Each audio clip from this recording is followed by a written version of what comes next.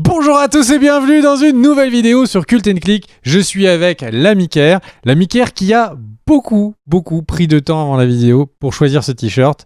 J'espère que vous comprendrez pourquoi c'est ce t-shirt là et que vous nous expliquerez dans les commentaires parce que perso, j'ai pas du tout compris. Du coup, salut à toi Ker. Salut à tous, c'est juste un t-shirt de Don Kitsch. Voilà, j'avais envie de... C'est tout. Et donc, puisque visiblement cette vidéo tourne autour de ton t-shirt, est-ce que tu veux bien qu'on la ressente sur le sujet qui est Disney+. Disney+ est sorti en France, Disney+ est sorti aux États-Unis il y a des années maintenant. Bon, l'année dernière, j'exagère un peu. Et du coup, Disney est arrivé en disant, voilà, écoutez, tous les autres, Netflix bonjour, Hulu bonjour, Amazon Prime bonjour, je vais vous marcher dessus. Et finalité, la plateforme est sortie et maintenant il est temps de dresser un petit peu le bilan de cette plateforme. Ker va vous donner un avis. Alors on rappelle que la plateforme est là pour récupérer le contenu évidemment de Disney, mais aussi de Marvel, de Star Wars et aussi de National Geographic qui permet de parler un peu à une autre audience. Et du coup, qu'est-ce que tu en as pensé toi de cette plateforme Disney ? Eh ben, cette plateforme Disney qui est arrivée en France quand même dans un contexte très particulier puisque le gouvernement a demandé à la repousser parce que on était en plein début de confinement, donc ils avaient peur que la bande passante explose. Et au final, il n'y a pas eu un écho aussi dingue que ça en France. Alors on rappelle, elle est distribuée notamment par Canal+. Les offres étaient, en tout cas moi, je m'y suis intéressé. Je me suis dit, je vais le prendre peut-être.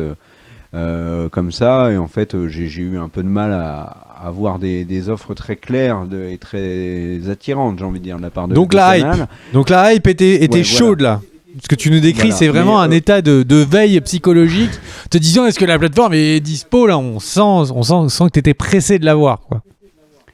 En fait, quand ils ont annoncé Disney+, pour moi, et comme tu l'as dit, c'était évident que ça allait être un mastodonte et que ça allait absolument tout écraser et que j'allais la prendre dès son lancement.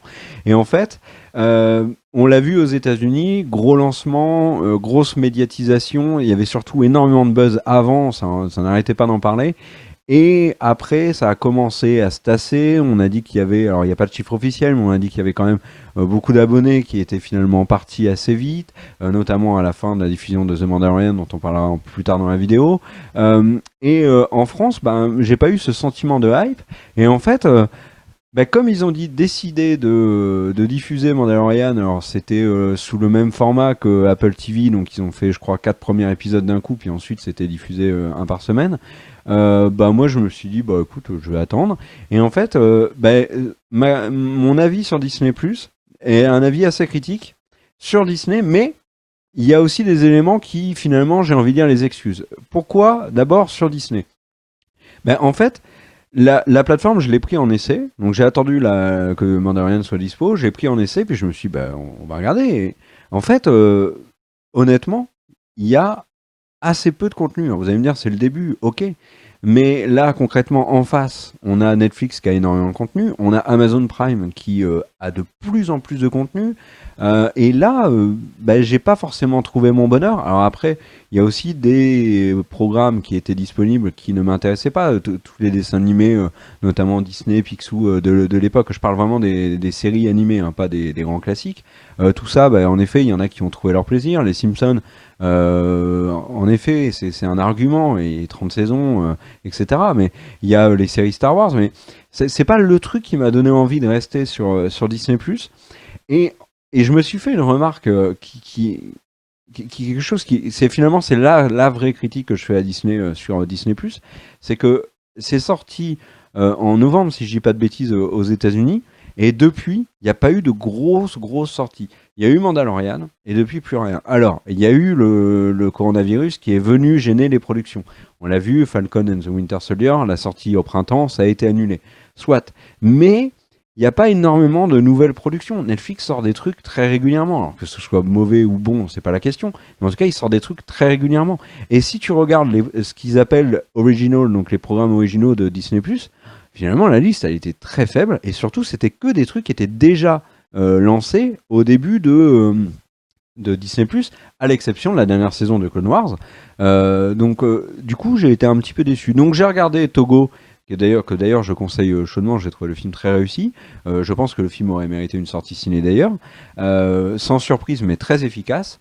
Et puis j'ai regardé Mandalorian, mais après je me suis dit, je reviendrai quand il y aura davantage de contenu. Je reviendrai sur Disney+. Alors bien évidemment c'est que mon avis, hein. Je vous incite pas du tout à vous désabonner, à vous réabonner. Ça c'est, vous faites ce que vous voulez. Vous êtes bien grand. Mais là moi en tout cas je reviendrai plus tard, quand tu auras un peu plus, quand tu auras les séries Marvel, quand tu auras d'autres contenus Star Wars, etc.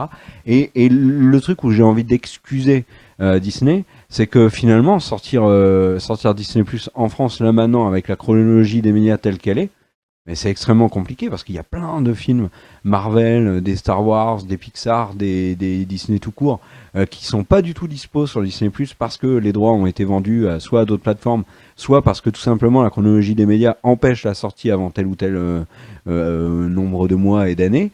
Il y a des Marvel qui sont pas du tout dessus. Et ça porte vraiment préjudice à Disney. Et c'est pour ça que comme on sait que Apple, on sait qu'Amazon, on sait que Netflix veulent une modification de la chronologie des médias.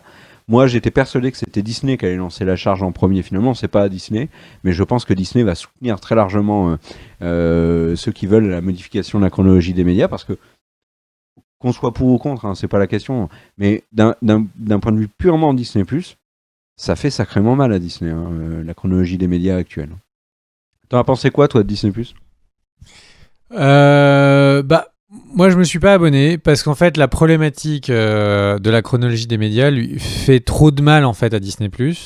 Le fait que j'ai pu voir Mandalorian pendant mes vacances aux US, et c'est pas une blague, arrêtez de dire que c'est une blague, j'étais vraiment ami en décembre dernier et j'ai pu voir Mandalorian.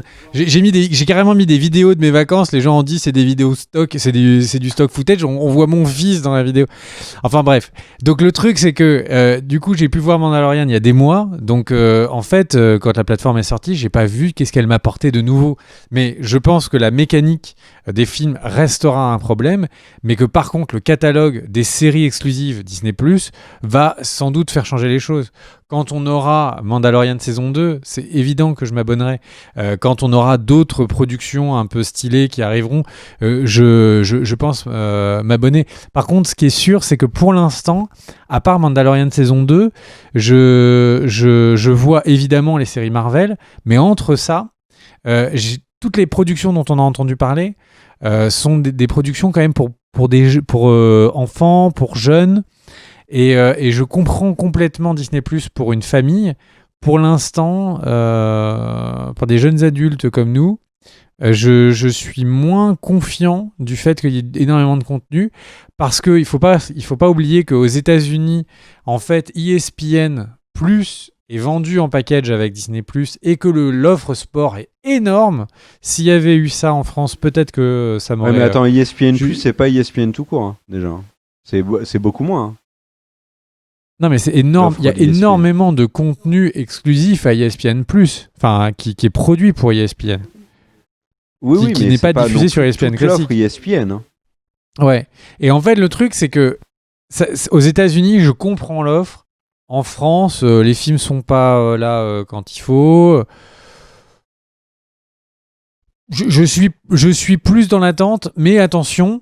Mandalorian saison 2 en Day One, je l'ai. Je pense même que je le prendrai le jour d'avant pour être sûr qu'il n'y a pas de problème avec mon compte. Les prochaines séries Marvel, pareil. Donc voilà, je suis juste un peu plus méfiant quant au catalogue de base, en fait.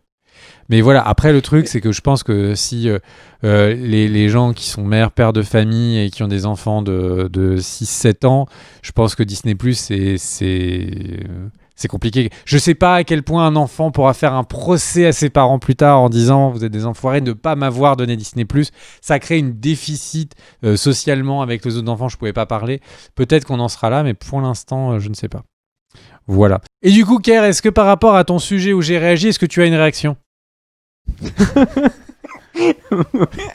Oui, alors déjà, tu as tout à fait raison. Ça ne m'a pas séduit moi. Mais par contre, je comprends que ça puisse séduire notamment des familles et les enfants, etc. Après, il y a quand même un truc, moi, dont j'étais absolument certain, c'était que Disney+ je l'ai dit tout à l'heure, mais ça allait être le mastodonte. Et aujourd'hui, vraiment, vraiment, quand on regarde l'offre d'autres concurrents, notamment aux États-Unis et par exemple HBO Max, je pense que Disney Plus va avoir beaucoup de mal à batailler dans le même avec HBO Max, avec Netflix, voire même avec Amazon Prime. Amazon Prime va perdre énormément de contenu parce que HBO Max, Peacock, etc. vont récupérer des licences et leur production à qui ils avaient vendu les droits pour l'instant. Mais Disney Plus, là, s'il n'y a pas énormément de nouveautés et puis un rythme de sortie intense, ils vont avoir beaucoup de mal à s'accrocher, hein, parce que HBO, etc., ils ont annoncé plein de projets.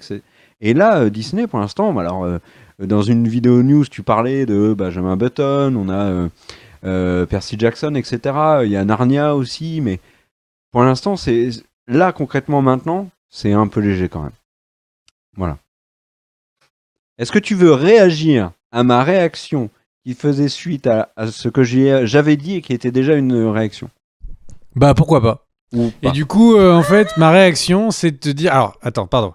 La réaction à ta réaction, qui était une réaction de ma réaction par rapport à ton sujet, en fait, moi, ce qui m'intrigue, c'est le départ de Bob Iger. En fait, Disney est une société qui est très pérenne. Et c'est une société qui a tendance, quand elle a changé son président, il y a eu une période de transition qui a duré plus d'1 an, où Bob Iger était sous la direction de l'ancien président pour qu'il lui montre les ficelles. Disney est une société qui a des actionnaires principaux qui aiment la stabilité. La stabilité, les revenus réguliers, c'est Disney. Et le truc, c'est que en fait, Bob Iger, là, il s'est un peu barré du soir au lendemain. Et c'est... Alors, du soir au lendemain, certains vont dire que c'était sans doute prévu en amont parce que c'est peu de temps après la promotion d'un livre où il en dit peut-être un peu plus que ce qu'il aurait dit s'il est resté en fonction, etc. Il y a définitivement, ça sentait le fait que potentiellement il pouvait partir, mais il est parti et du coup il a été remplacé par Bob Chapek. Et Bob Chapek, c'est une personne qui est en charge des divisions des parcs d'attraction. C'est lui maintenant qui dirige Disney. Et c'est extrêmement étrange en fait, parce que Bob Iger, en fait, à la base, était quelqu'un qui était responsable direction de contenu sur des chaînes de télé. Et en fait, quand il était arrivé à la tête de Disney, c'était un message pour dire voilà, le contenu is king. Et du coup, quelqu'un qui sait créer du contenu, qui sait gérer des éditos de contenu, eh bien, peut gérer la boîte. Il part, c'est quelqu'un qui s'occupe des parcs d'attraction, alors que Disney est censé avoir un vaisseau amiral qui s'appelle Disney+. Et j'ai trouvé ça extrêmement étrange, surtout que la personne qui était pressentie pour prendre la place de Bob Iger, me demandez pas son nom, c'était la personne justement en charge de la partie streaming, et c'est pas lui. Et du coup, je me demande si en fait le lancement de Disney+ est pas décevant, ou en tout cas déçoit un peu les investisseurs, et que c'est pour ça qu'ils ont peut-être décidé de recentrer un peu le débat. Moi, j'ai envie de dire, on verra vite, mais il faut rappeler que pour justement, d'un point de vue juste gros sous, Disney+, c'est un investissement qui est énorme.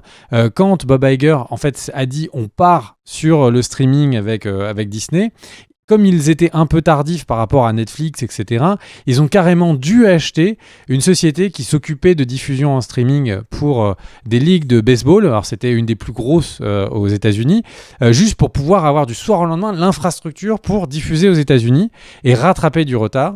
Et du coup, c'est des choses qui ont coûté très très cher parce que c'est pas quelque chose qu'ils ont pu construire petit à petit sur leurs euros. Ils ont dû payer le prix fort pour avoir un acteur actuel du marché. Donc moi, fondamentalement, je suis curieux d'un point de vue pur business, mais parfois c'est ce pur business qui change complètement ce qu'on voit nous en simples spectateurs, comment ça peut avoir un impact. Voilà. Et du coup, puisque j'ai envie de dire les gens en ont marre d'avoir des réactions, les gens sont à 2 doigts de quitter cette vidéo.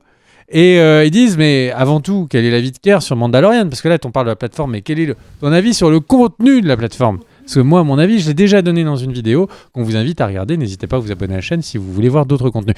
Kerr, quel est ton avis sur Mandalorian saison 2? Eh ben, je vais être très honnête avec vous. J'ai adoré. J'ai vraiment énormément adoré Mandalorian saison 1. Parce que déjà, j'ai été étonné. Tu retournes ta veste. Non, pas du tout. Tu retournes ta veste. Tu m'avais dit Mandalorian. Bouf.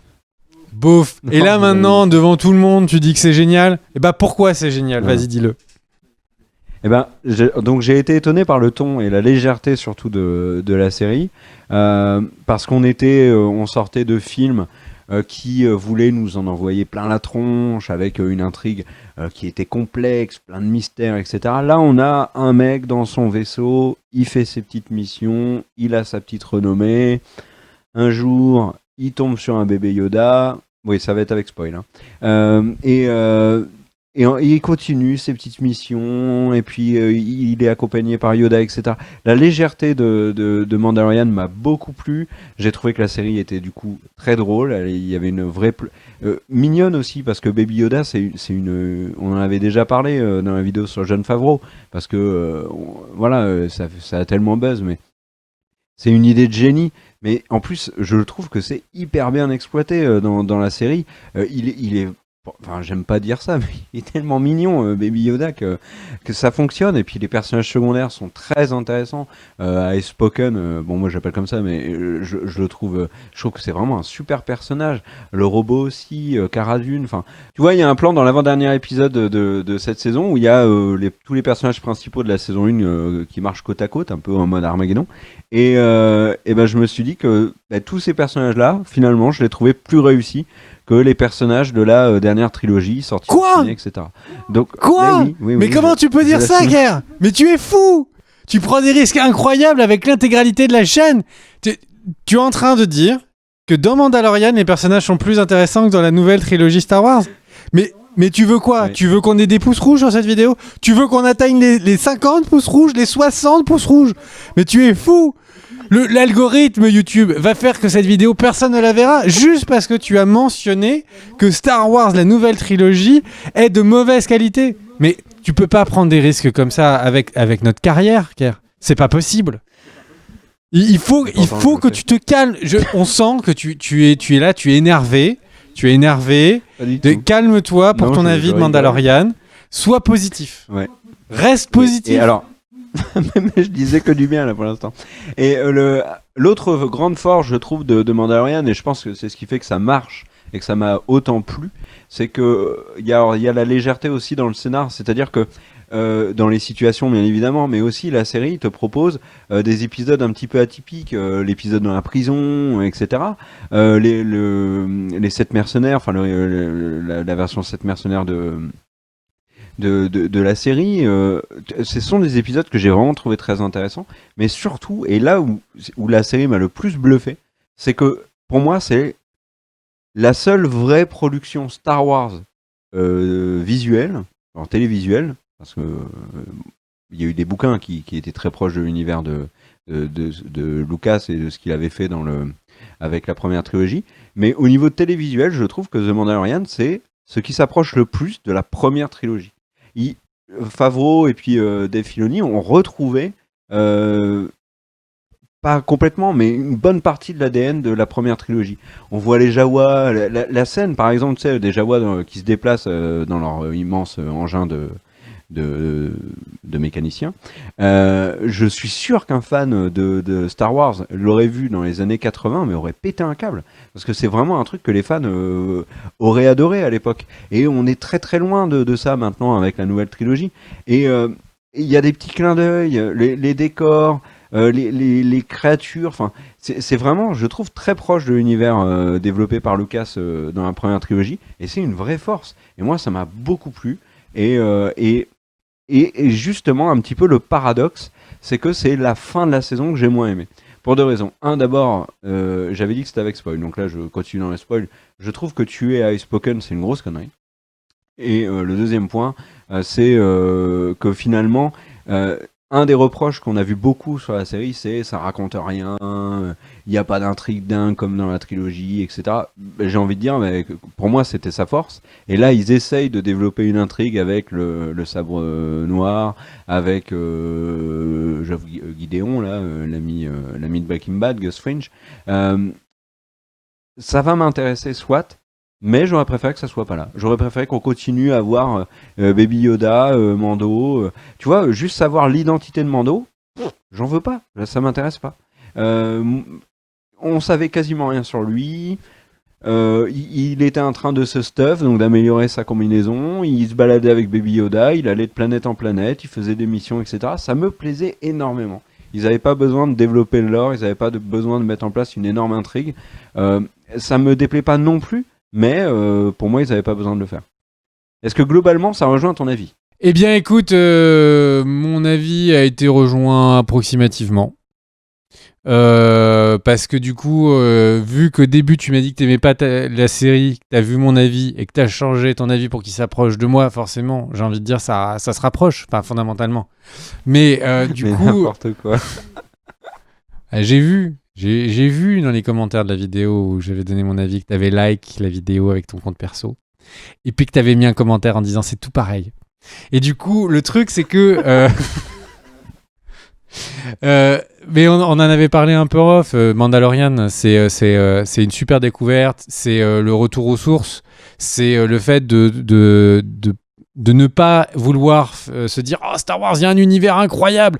Et bah aussi, moi qui suis quelqu'un qui arrive après tout le monde, après George Lucas, etc., je vais arriver puis je vais le rendre encore plus incroyable en changeant les règles de la physique, en changeant les règles, en ajoutant des vaisseaux spatiaux dans tous les sens. Et en fait, c'est quelque chose qui est très simple. Ça part du constat qu'on connaît à peu près tous l'univers de Star Wars, en tout cas les bases. Il y a de la force, il y a des chasseurs de primes, il y a des gens qui sont gentils, il y a des gens qui sont méchants. Et dedans, on essaye de faire une bonne histoire. Et il n'y a rien de mieux et de plus simple, en fait. Alors oui, j'en avais parlé, il y a parfois des trucs qui sont un peu trop calqués sur des films existants, mais on tient encore, je pense, de l'hommage, donc c'est pas grave. Bref, pour moi, The Mandalorian, c'est quasiment un sans faute. J'ai adoré. L'épisode j'espère juste que le côté ambitieux du dernier épisode ne sera pas le là de la saison 2. J'espère qu'ils vont pas se dire on revient saison 2, plus de budget, on est des motherfuckers et du coup on va faire plein de combats spatiaux avec le First Order. J'espère juste que ça va rester petite équipe, des squads, le Mandalorian, bébé Yoda et des nouvelles aventures. Vraiment, enfin, c'est tout ce que je souhaite à cette série et qu'elle continue d'avoir un nouveau personnage comme ça de temps en temps qui est aussi bien écrit que les autres. Moi, j'adore ça.